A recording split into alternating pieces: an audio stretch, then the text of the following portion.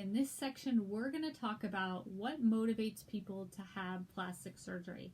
And more specifically, what will you see on your table in your office from your clients on kind of what happens to clients after plastic surgery. There can be a lot of emotions based on why they're getting the surgery, their pain from the surgery, fear, and just a buyer's remorse and a pickiness that will happen with any type of surgery and anything that when we try to make a change in our life.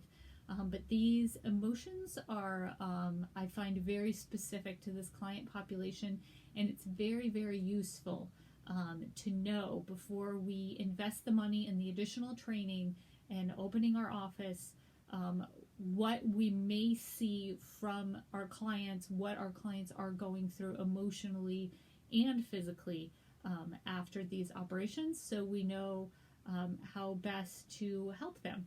All right, so let's take a look.